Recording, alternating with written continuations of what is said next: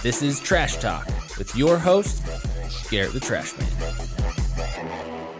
All right, what is up, everybody? You're listening to Trash Talk, and I'm your host, Garrett the Trash Man. As usual, we got the co-host, John the Batman Ballard. How you doing, John? Just Andy. All right, and like we said, we're going to start getting guests on the podcast, and we started off big with Kyson Burden from Positive Solar. Kyson, how you doing today? Couldn't be any better. That's a pretty good way to be. Couldn't be any better. Awesome. Well, hey, will you give us just a quick introduction of who you are? Absolutely. Kyson Burden, owner of Positive Solar, like you mentioned. Third generation electrical contractor, born and raised on the mountain here. Like I said earlier, you guys were kind of going to hold it against me, but I'm from Pinedale and went to Sholo. So we'll kind of go over that again. I bleed blue, like you said. My wife's made me do that. I married a snowflake girl, so we love this community. We've tried to move out a couple of times, like I said, but the community holds us here. It's one of a kind. There's some awesome people here. But I think it's not just in Snowflake in general, but even the White Mountains. It's quite a large family area, and I love it. Yeah, so special area for sure. Yeah, so appreciate you having me on today. Absolutely, man. Well, let's dive into our rants real quick, though. If you're just listening, check out the video because we're in Kyson's sick office, so you got to change the scenery from the video that we're normally doing. But John, why don't you start us off with your rants? Okay. Can you hear me now? I can hear you now. Sweet. Okay, so my rant today is on change.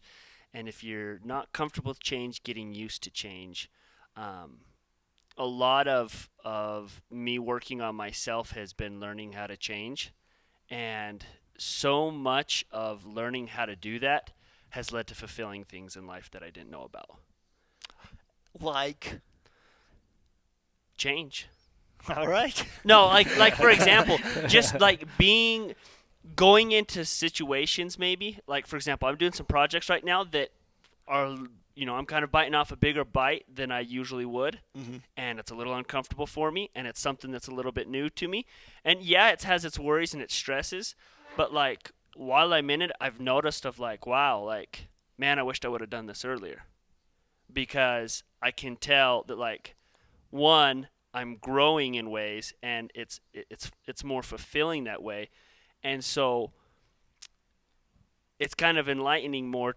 It's making me more awake to the fact that if I can get comfortable with continually changing and bettering myself and moving in new directions and doing things that make me uncomfortable, I hope I broaden my horizons so much, and I can learn more of what fulfills me and what drives me and what experiences there are in life for me. Well, it's so comfortable. Just stay where you're at, dude. It is. It is. Well, and some people like I wish more people would be okay with being where they're at if they really are happy. Yeah. Because I think a lot of times people have ideas that they've got to do certain things, and it's like, if you're happy where you're at, like, cool, do that. I've got a couple guys that work for me, and I love how they're so clear on what they want. We've given them opportunities to train or move up in the company, and they're like, nope, I want to come in, I want to do my route, and I want to go home. And it's like, it's awesome. It's great. Like, but if you're not happy, if you are complaining, you better be okay with change and challenges and like just buckle down for it. So, well, and one last thing I want to add to that is like, for example, in high school, my after school job was working on the Willis farm here in town. Mm-hmm. Favorite job I've ever had. And I could do that the rest of my life and be just as happy and fulfilled as what I'm doing now. Like, I could easily leave everything and go be a farmer and be just as happy and fulfilled. But I've also chosen the life I'm in, and like I know what I want, and so like I'm good with either. But I've chosen what I'm doing. Yeah. And that's the and other everything part for that comes along with it. And everything that comes along with it, the good and the bad. Good and the bad. Sweet.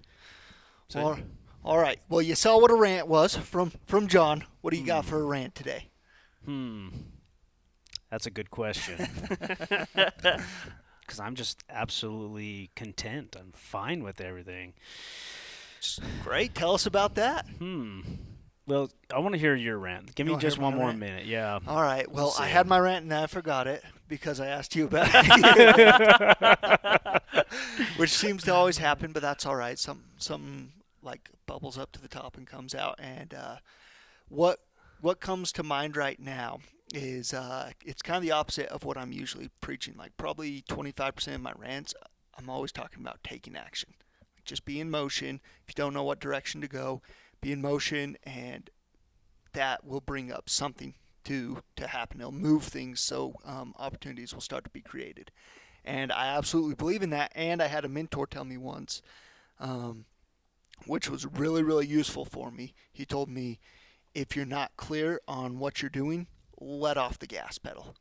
And that's been super, super helpful for me as of late, because it's what it tells me is to like slow down. It doesn't mean don't be in action, don't be doing things, but I have the habit of, like, if I'm going to do a thing, just doing it 1,000%. And if that's in the wrong direction, it can be something that really takes a lot of effort and a lot of work to rewind and go back in the other direction. So that person told you to stand back and make sure the direction that you're going. Yeah, is, he's like, good. hey, if you're not clear, let off the gas pedal. Exactly. He didn't say pump the brakes or push the brakes or stop, but he's like, just let off the gas pedal. Well, and that is an action. Yeah, that's true. Absolutely. Yeah, and I think we said it just the other day, but we talked a little bit about balance and stuff like that. And business, like, I've never seen it be a cut and dry answer. Like, it's not like always move forward, always slow down. It's just it's a balance. You've got to do both. You've got to always focus on upping your revenues, and you've got to always focus on increasing your profits, even though sometimes those are competing commitments. Because every penny spent on marketing theoretically could be just money that goes to the profit and makes bigger profit, but it's just got to be a balance. And so that's been on my mind the past couple days. So that's my rant: is if you're not clear on your direction, let off the gas pedal, slow down, and get clear on what you're up to. So that's my rant. That's your rant. So you guys are looking at me, so it's my turn. It's your turn. Well, there's no one. Tyler, you want to rant? Yeah. Hey, do you want to throw something rant? Well, how about we do this for your rant? Okay, let's do it. Help me. Since you haven't got a chance to be on the podcast, we'll get you again, and you'll be a pro, and then I'll be ready. Yeah. Okay. So what's your thoughts on COVID-19? Thoughts on COVID-19? Yeah, and all the circumstances surrounding it. There is just so much out there on this whole thing. My personal opinion, like right now, my thoughts, I'm so sick of hearing that. I'm just so sick of hearing that. Like, don't say that again. Yeah. Nothing else is in the news. That's all you see. That's all it is. Anywhere. It is. Partly I think it's real, and partly I think it's not real. Mm-hmm. But because I've known people that have had it, but they haven't gone to the hospital. They haven't been hospitalized or have to be on a respirator or anything like that. I don't know. I don't want to throw something out there and hurt somebody's feelings, but at the same time, I don't think the numbers are correct. I don't think people are telling 100% truth. Yeah. I think there's some shenanigans going on. Something. Something. What, an election year or something? Somewhere like that. Well, me and my wife were talking last night, and my brother's in Germany right now, and they've been on lockdown forever. And I'm like, it might be, almost, I don't know if fun would be the right word, but it'd be like, hey, this is, different, and it's entertaining to have something different going on if I was in a country like Germany. Now, I'm real spun up about anything that's happening here because there's the underlying principle of our freedom going on. Exactly. And so I've got a huge issue with government ever telling us anything that we're going to do, because once we give them power, it doesn't usually come back the other way. The government has never had a good track record of saying, oh, we're going to take some power, but then we'll give it right back. No, we're going to take some power and a little bit more and more and more and more, and you never get it back. Yeah. And my brother that's over there in Germany, I'm like, yeah, I'd probably just be enjoying it because he's working out a ton, baking, cooking awesome meals. Right. His wife keeps Right. posting these incredible meals he's making. I'm like, yeah, they're just having a grand old time playing That's cool. do a workout, play some Call of Duty. Well, and that's what you said, that you asked about that, and I think there's a lot of bad with it, but there was a lot of good with it, though, too. Mm-hmm. I think it put a lot of families together again. Mm-hmm. You know what I mean? A lot of families were having to stay home and connect with one another again. Mm-hmm. Some parents were probably ready to ship their kids off to boarding school or something with the homeschooling stuff that was having to happen. But it gave an insight. I think it gave a better appreciation to school teachers, for putting up with kids all the time. Let alone brave souls. my boys. Yeah, exactly. Souls. But let alone, there was good things. I think some good things have happened with it, but I think it's ready to end. I think we're ready to get back to being America again, and like you said, get our freedoms and be able to do what we want to do, not being told what to do. Yeah, because I thought it seems like there's a difference between agreeing to do a certain thing, and that's what I felt like the flattening the curve. And we successfully flattened the curve. Exactly. And we didn't have all the information, so it was like, all right, if that's what needed to be done, we all agreed to do it. We did. Better to be Now- safe than sorry. Yeah. Now at this point, yeah. it's like, no, we're not okay with that. So you can't force us to stay in. You can't force us to shut down businesses, and that's what I'd really like to see. So that curve did get flattened. What's your insight if all of a sudden it does go back up? Do we go back under a lockdown again? I don't think so. Well, because I feel like they pulled the old bait and switch on us. It was never that people wouldn't get the COVID-19. And now they're acting like that's what it is. Like, oh, we don't want anyone to get this. And it's like, no, everyone's going to get this. A lot of people are going to get this, and a lot of people are going to die.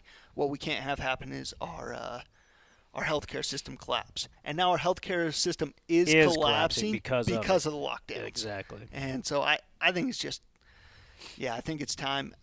If I had a business that was shut down, I think it'd be time to open it up, whether they say it's okay or not, and hope that other patriots get around support me. you and everything else too. Because I definitely will. If I see, I don't know what I can do or what I'll do, but if I see businesses that say, no, I'm opening up and you can't stop me, I will be right there on their, I'll have their back. Any business I see that shut up. I've been lucky my business, was never in question of being shut down. But I know a lot of people's were, and I'd love to see them to, instead of waiting around waiting for daddy to say it's okay, realize government's not our daddy, and go ahead, just open doors. Yep. And got to. So so if you're one of those businesses, do it. We got your back. let's do it. Let's get back. Let's get back to doing what we do best. Yeah. So. All right. Well, we ready to hop into this? Let's do our tour. All I right. thought we were doing it already. All right. Oh, sorry. well, the bulk of the podcast. I'm just kidding. First, though, let's thank our sponsor, Larson Waste, world's best trash company. I mean, no one picks up trash like them. That's all there is to it. Just best trash company in the world. It's That's simple as Number one. Every survey we've taken. that. Numero we've won. uno. Yeah. Yeah. If you didn't know, we've taken lots of surveys, Yeah. and I've all- taken it. all- He's taken it. and they all come back that Larson Waste is number one. I love it. yeah. No, I'd be right there. So Back thank to you for back. sponsoring the podcast, Larson Waste. And let's dive into this. So, Kyson, outside looking in, I want to kind of give you my perspective of Kyson Burden, Okay. and then I want to hear your story because Ooh, I like this. why I was super excited to have you on the podcast, because to me you occur as someone that has a successful life, and I would define that as you've got a family, seems like a happy family, you've got a business, employees, seems like a successful business and happy employees, and you seem to me like a person that lives life on purpose. You've got a committed and purposeful life. And to me, like, that's success. That's awesome. And so that's why when we talk about people we want to have on the podcast and learn from, your name was at the top of the list. We're like, we got to get Kyson on. We've been trying at this for like a year now. Well, I got you fooled, don't I? All right. Now the truth's going to come out. No, So- we'll appreciate that. Yeah, and wanted to hear kind of your story of how you got into business, where you started, what brought to where you are now.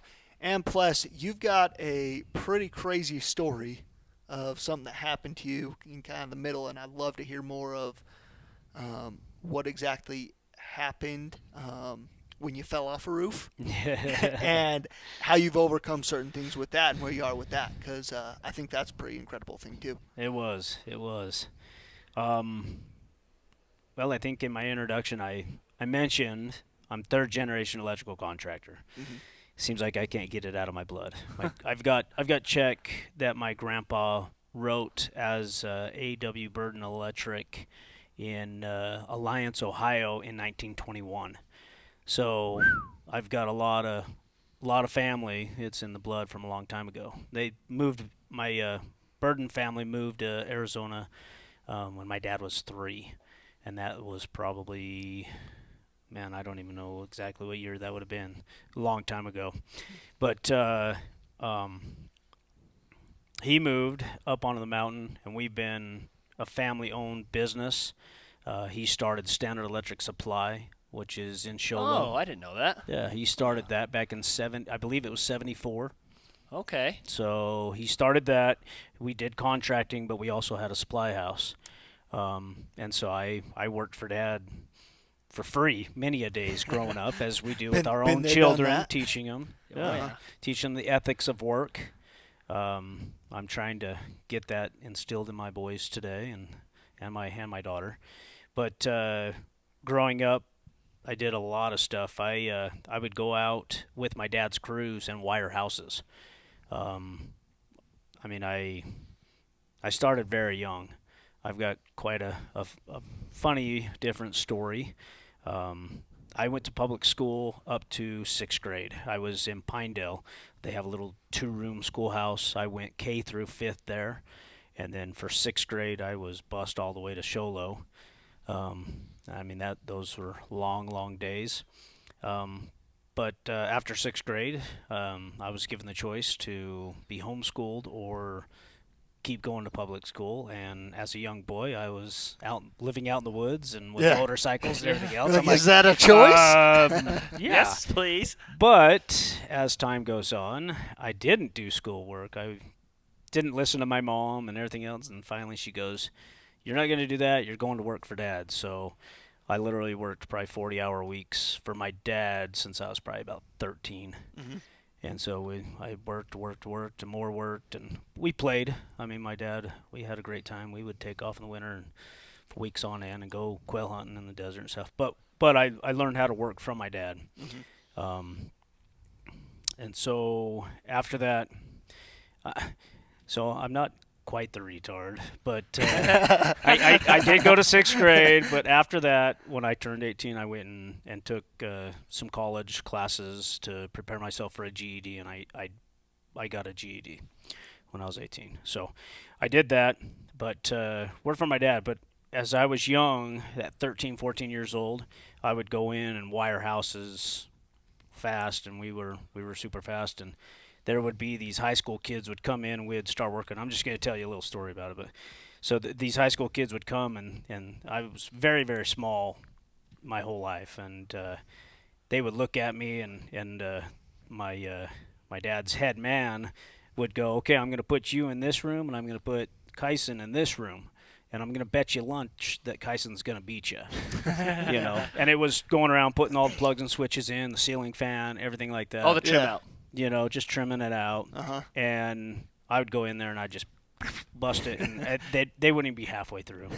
I mean, I They're would like just, me over there in the corner still on the first one. but I had a lot of experience. Uh-huh. And that's what a lot of it is experience that we've had. And so I started young, and I've worked all the way through, and we did contracting. I mean, we did residential, commercial. We did a lot for the Cell 1 when they first started out. We were always going around and doing grounding fields and stuff, and we would CAD weld stuff and do stuff. And I mean, we did all sorts of stuff. But then we had the wholesale house, and Dad got rid of the contracting, and we just did wholesale. But so as time goes on, I just turned 20, and I got married to my beautiful bride, Cody, and we've moved around. I think in the first 7 or 8 years, we moved, I think, 17 different times. Just in the state of Arizona, we moved to California one time, Utah one time. But we did all that, moved around, and then it was time to come back to Snowflake, Arizona. Better believe it. Yeah. So, but then I got my contractor's license, electrical contractor's license, just at about that time.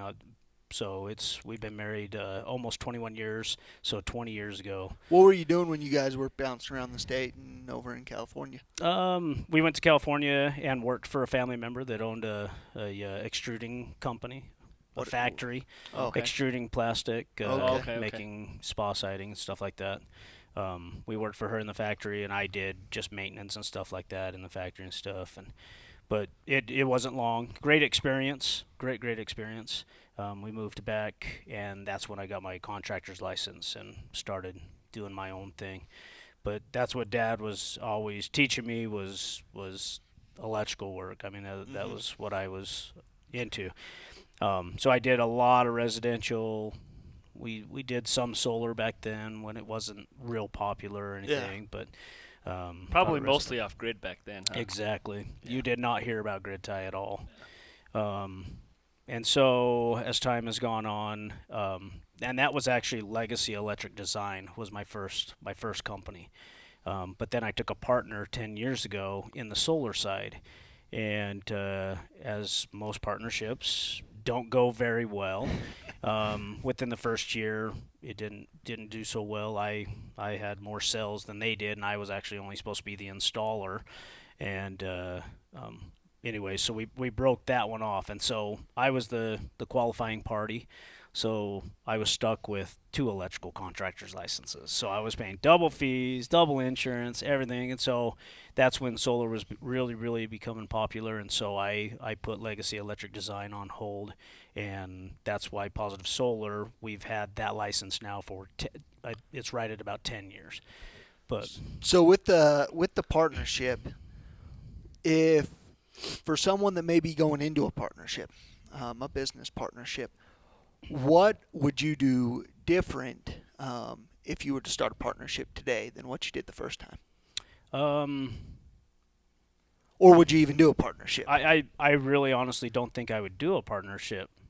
I mean, it seemed like everything was spelled out on paper, whose duty was what and how things were going to happen.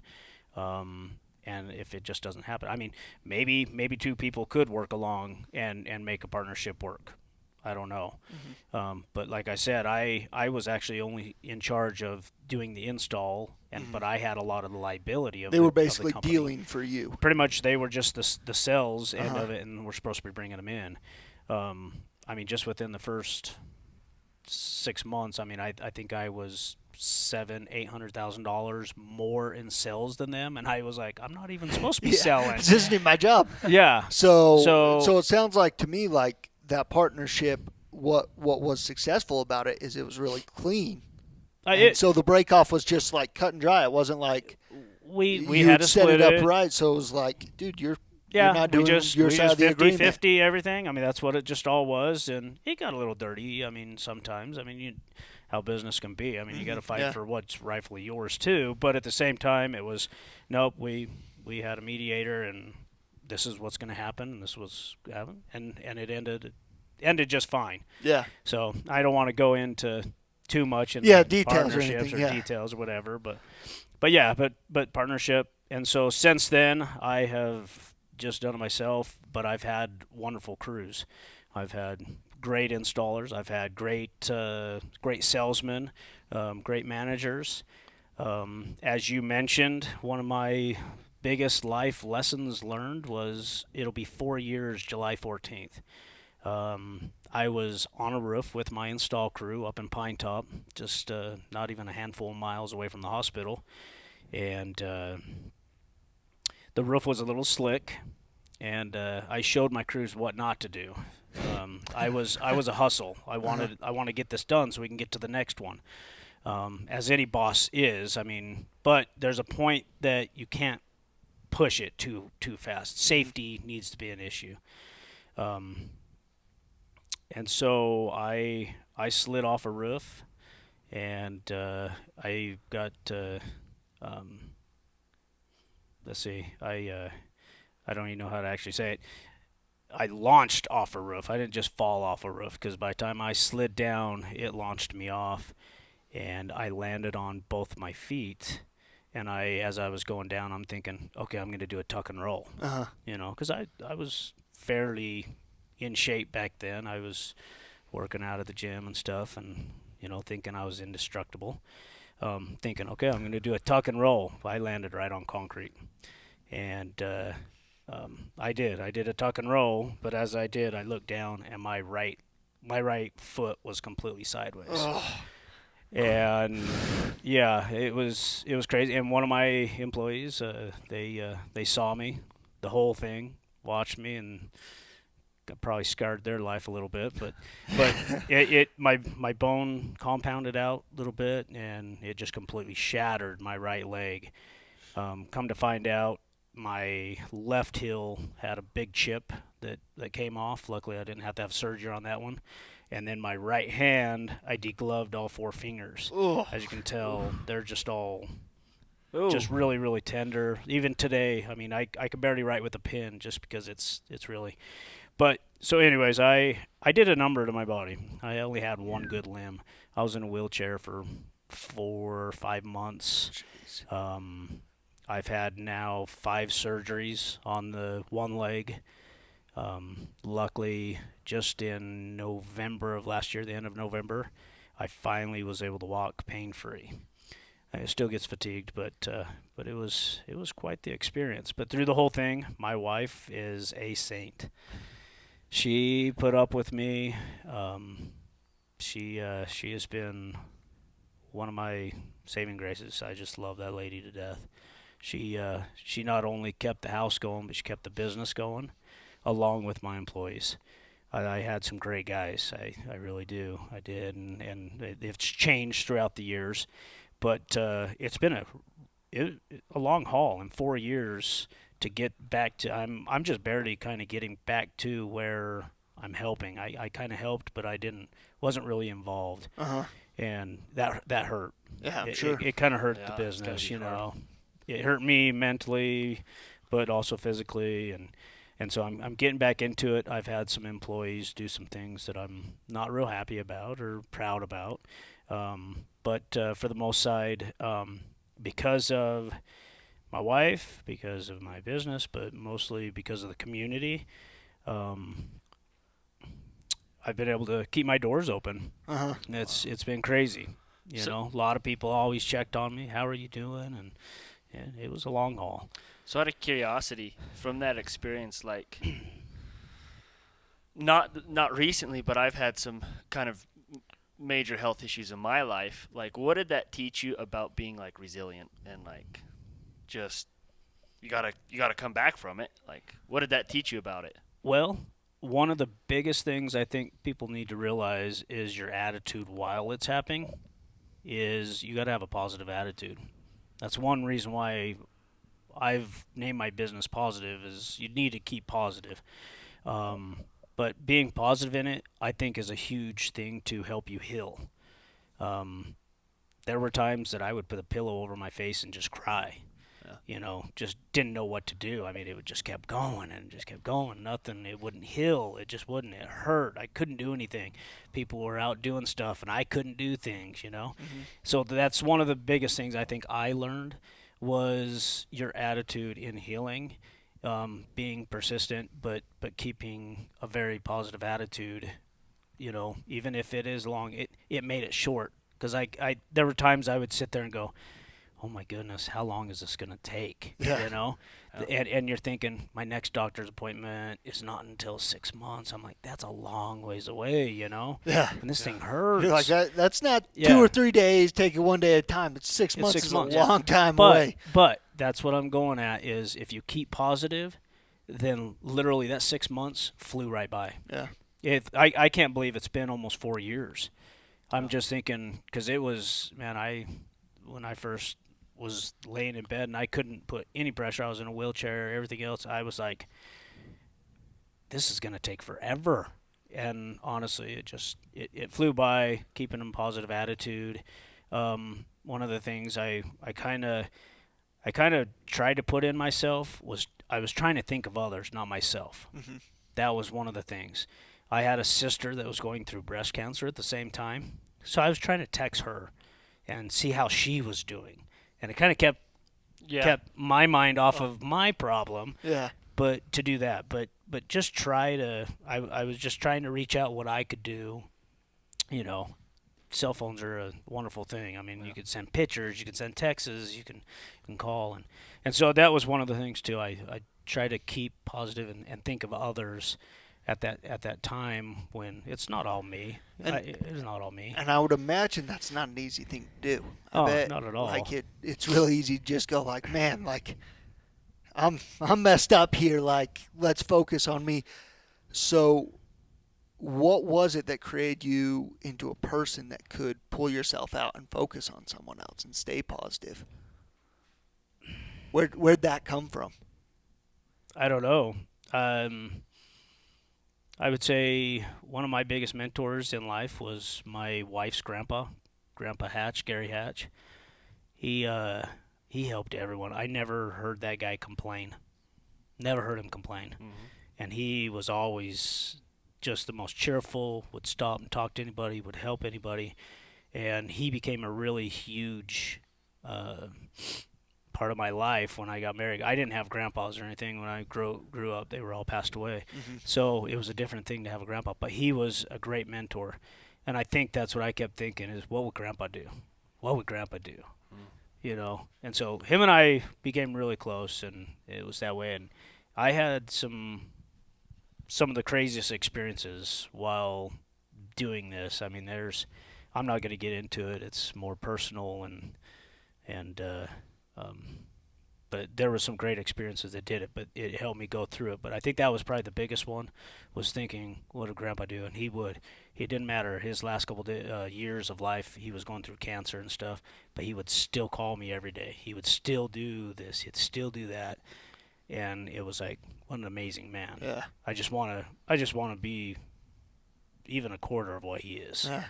Well, it's you and I were talking about that yesterday. I think the old saying, "If you can see it, you can be it." Yeah. And I think it's so important to surround yourself with people like that in your life that you want to emulate, because if you can see it in them, you can produce it in yourself. Whether it's like you were doing, where what would he do?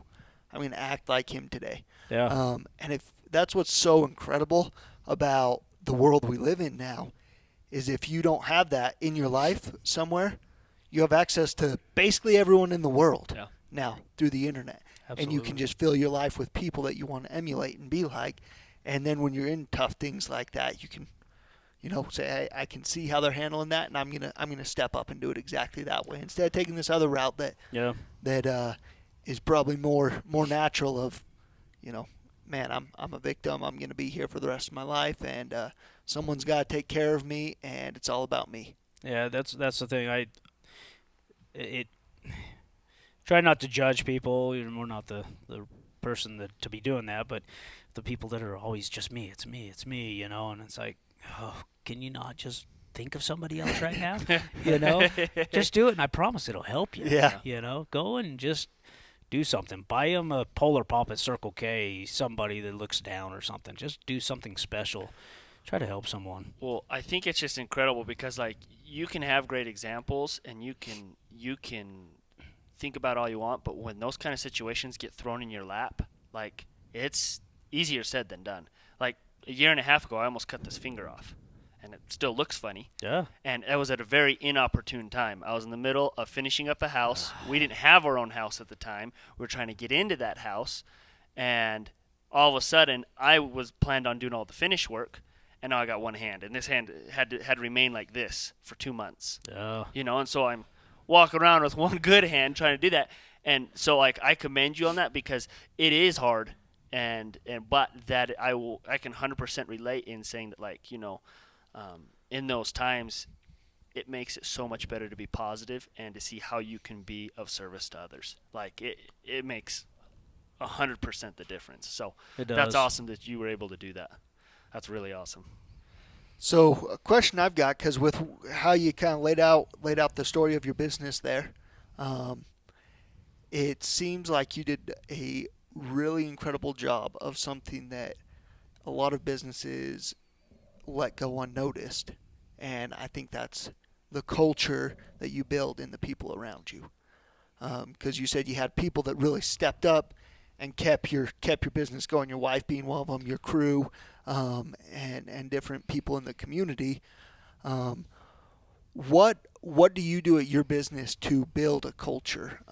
And maybe it's not specific to that, but just in general, what are you doing in your business to help have a strong culture? I'm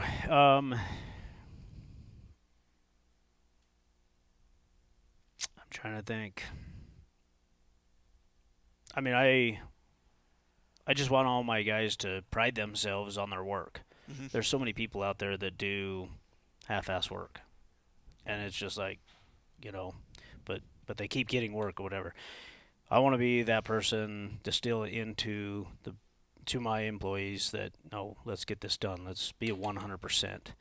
Let's do it. And with that, I might need to be a little bit better at it, but some of my employees, I don't want to keep them, like you mentioned earlier, they're content with doing just this one little thing over here. I want them to learn the whole aspect of the whole business, to a point. Yeah. So that way they know it.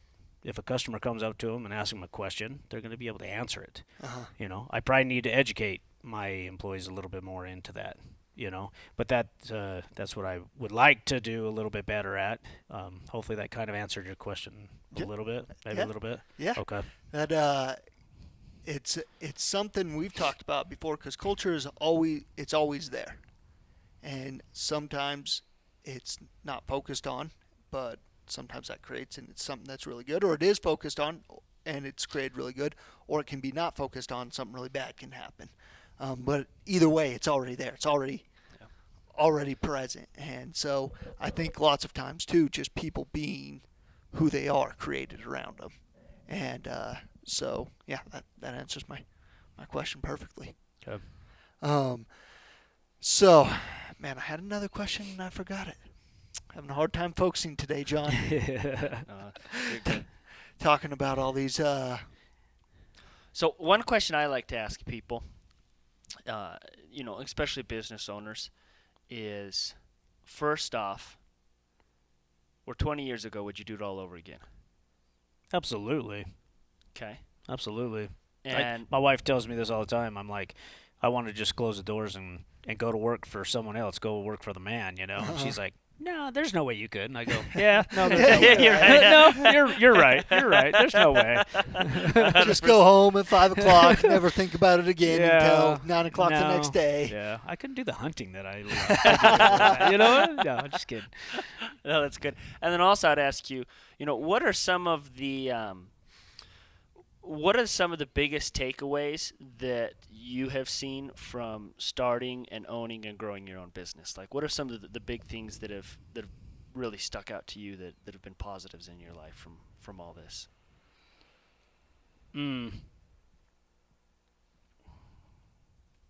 Expound just a little bit. Okay, more what on are your that. favorite things about just owning your trying to own business? Is a more simple way to ask it, I guess. Yeah. Okay.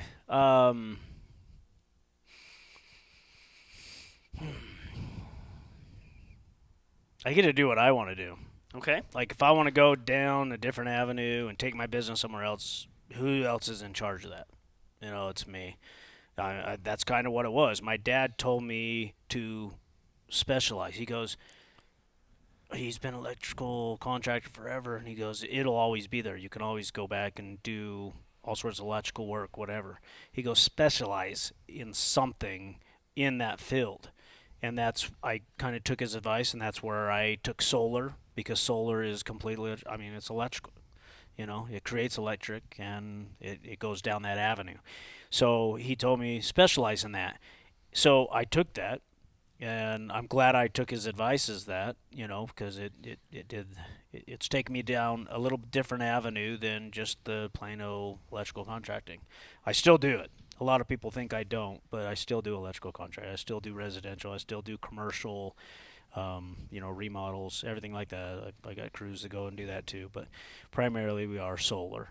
But that's one of the things that I think I like about it is I'm in control of, if I think I want to make more money, I just need to put forth that much more effort. Yeah. And I can take it to the next level. Uh-huh. And I just love that drive, but that's something that I love, being a business owner.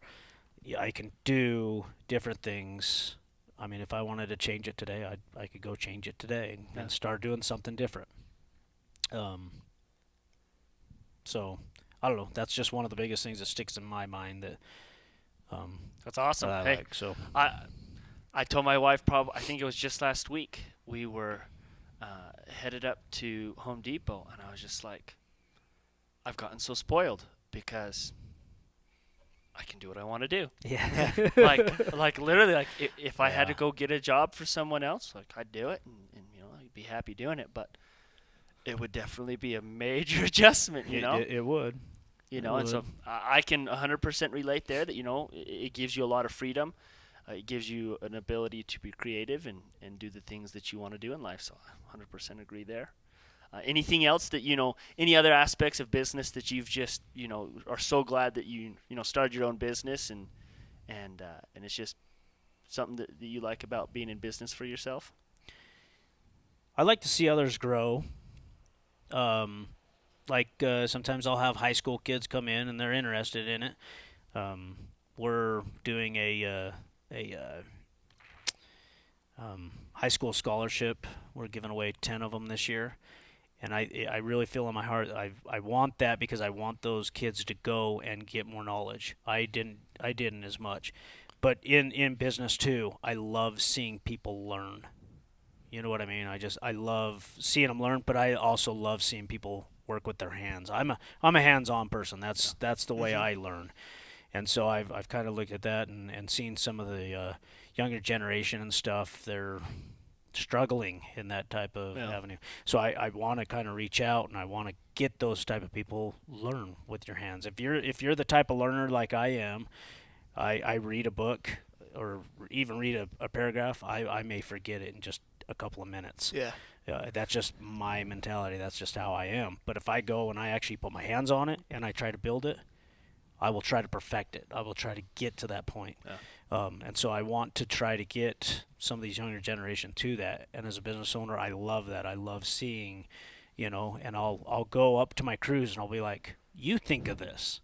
How should this be ran?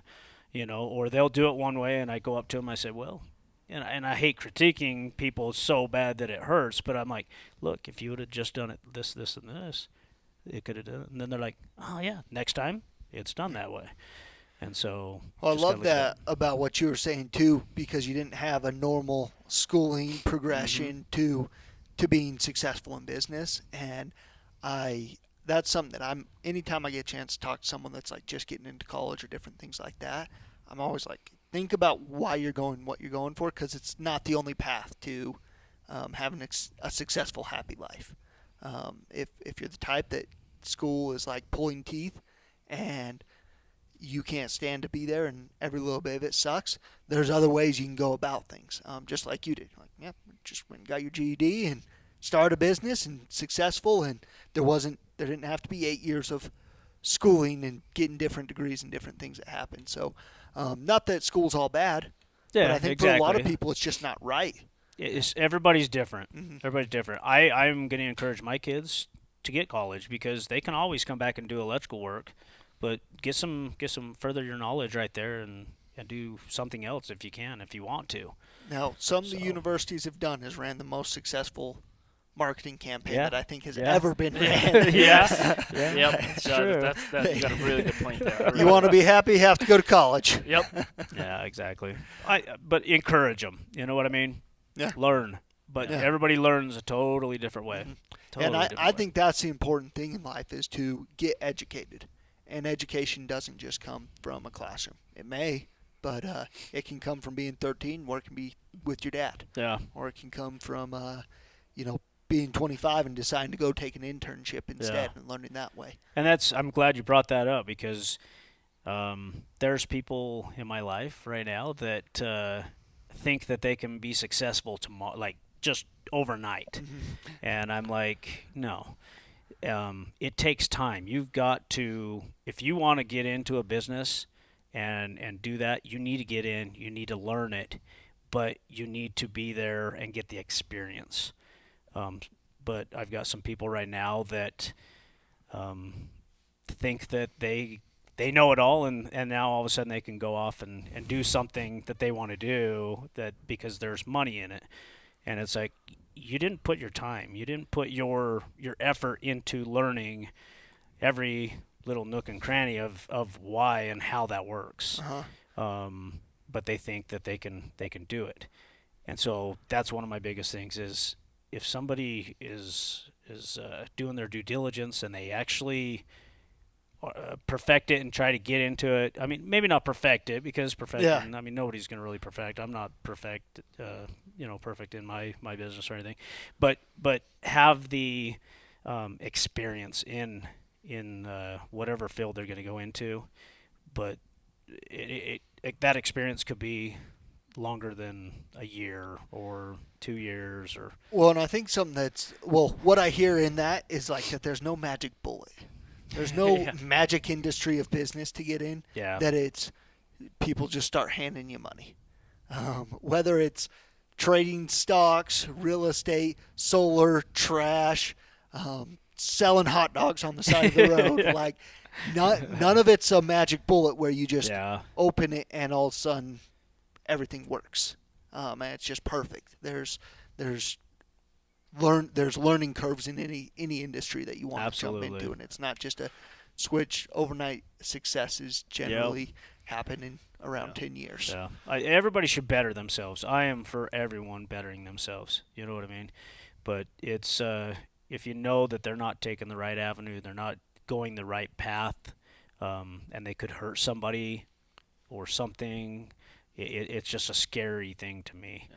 So one other kind of comment to that I'd like to make is, there's a guy that's pretty well known that for the first 10 years of his business, he actually made a pretty minimal amount of money. For 10 years, the guy was in it.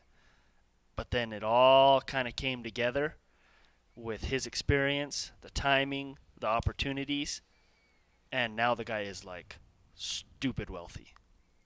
And like, that's one thing that I've had to tell myself, like, dude, if he did 10 years, like, okay, I can be a little more patient and learn a little more.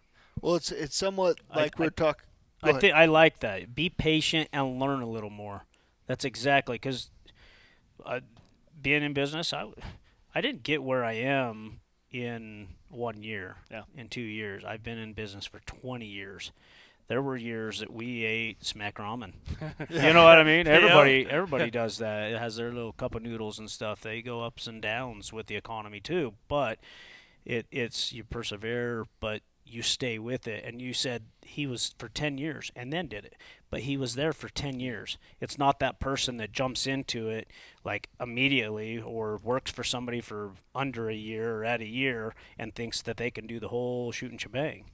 You know, there's I'm trying to, I don't know exactly what words to actually say. It's consistency of learning it and actually getting to that. One, and I guarantee you that, you know, the reason he had that success is because he waited out.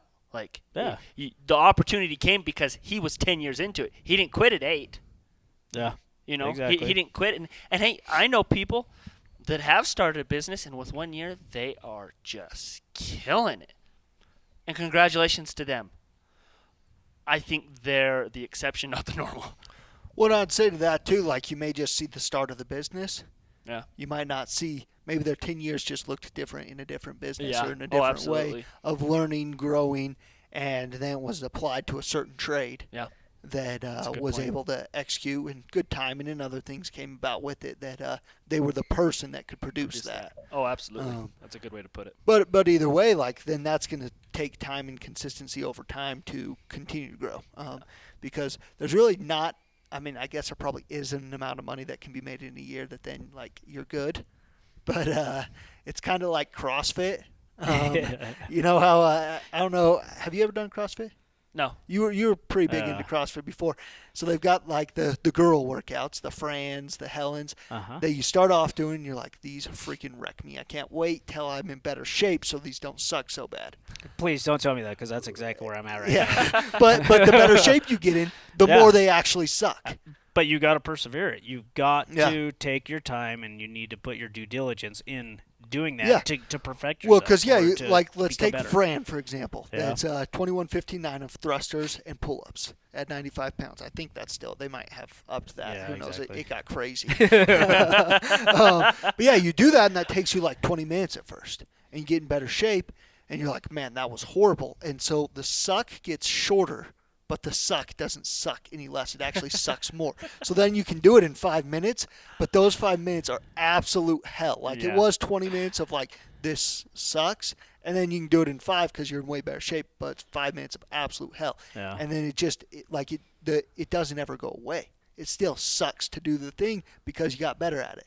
And I think business is kind of that way too. You make some money and you might think, oh yeah, once I bring in 8 figures, or is 8 figures? 7 figures is $1 million, right? Yeah.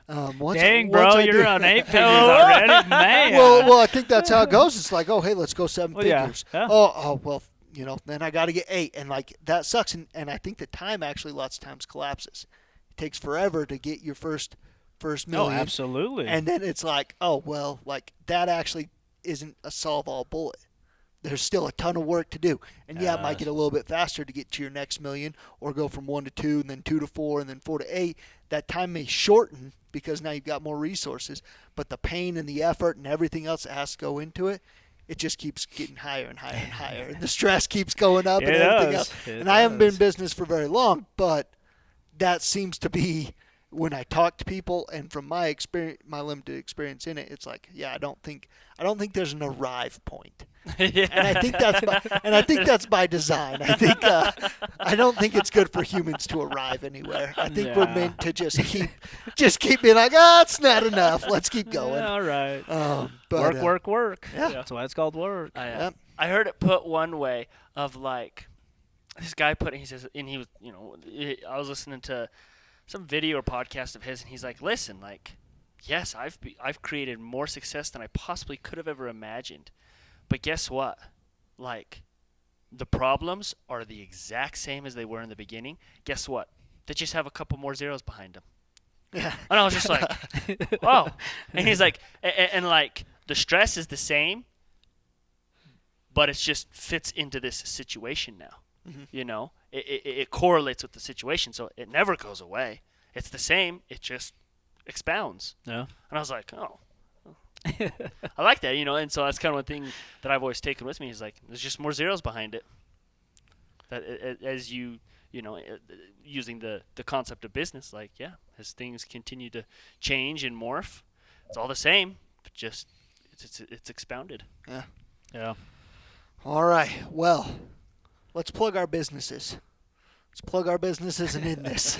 I like So, it. John, what's your plug for your business? Hey, if you have a loved one or a friend who is aging and they need help in the home and they are bound and determined not to go into a facility, which is the majority, hit us up. We've got a lot of snowbirds heading up the mountain. We're ramping up for the summer already. It's going to be a crazy summer, I can tell already, because I think people are so sick of being in the valley right now. It's getting hot already, too. It's getting hot already. So tell us, what's your area? How we far do you cover? We cover the whole White Mountains. So we Nice. go from Holbrook to Pine Top, from Heber to Alpine, of all places Nice, on okay. God's green earth. So it's a pretty big area, but we have got the staff to cover the whole area, and we are actually going to be starting some of our summer residence in Alpine soon. So That's awesome. but yeah, so if you know of anybody that needs help in the home and they're aging or disabled, we're the ones to help. All right. That's awesome. Boom. So You got your plug? I just love saving people money. Everybody keeps thinking that they're almost like buying a car, like they're adding to their monthly expenses. But no money out of anybody's pocket, on approved credit. With solar, they're saving money from day one. And it's they're saving money. I don't know. I'm just trying to get this plug. There's so many misconceptions. You could even say it's a no-brainer. It is, but people think it's a gimmick, though, too. They think, oh, this is... Yeah, well, there's so few of those out there. Yeah, right. But it just literally, I love when I go out in the community and I see somebody that I put solar on, and I go, "Hey, how's that electric bill looking?" They're like, "Great." Yeah. I mean, it's not like awesome. you cheated me. You sold me that piece of shit, and now I'm stuck with it. Yeah, no, I love it when I ask people. They're like, "Oh yeah, no, it's doing great." It was only like Trevor Reddick the other day. It was 6 cents. That's all his electric bill was, 6 cents. So I was like about to pull out 6 pennies. He goes, "Sorry, I didn't cover all of it. Sorry, It was 6 pennies." That's my bad. Yeah, my bad. You should frame 6 pennies. I Instead know, of 2. exactly.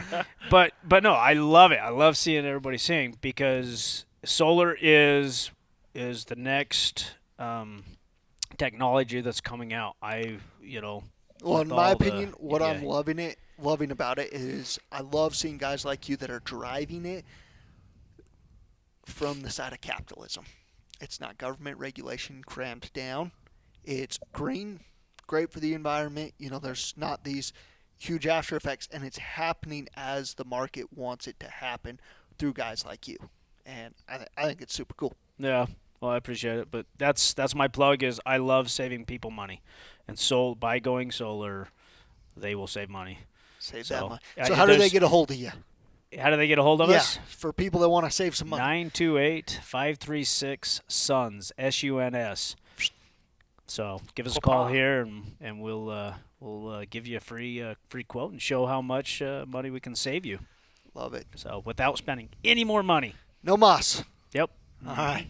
Well, my plug, really simple. Follow Garrett the Trash Man or Larson Waste across any of the platforms. Tyler and I today are working on a vlog. We're going to see about putting a vlog out once a week along with all our other videos. So hit us up on YouTube as well to check. Is that Garrett the Trash Man? Is that what YouTube is? So Garrett the Trash Man on YouTube. See what we do day to day, or at least once a week what we do day to day. And so, yeah, appreciate you guys listening. Cool. If you enjoyed the podcast, give us a 5-star review. Kyson, appreciate you coming on. Thank you. We're gonna have to do it again. Appreciate it. Hopefully I made sense. So. All right. Peace.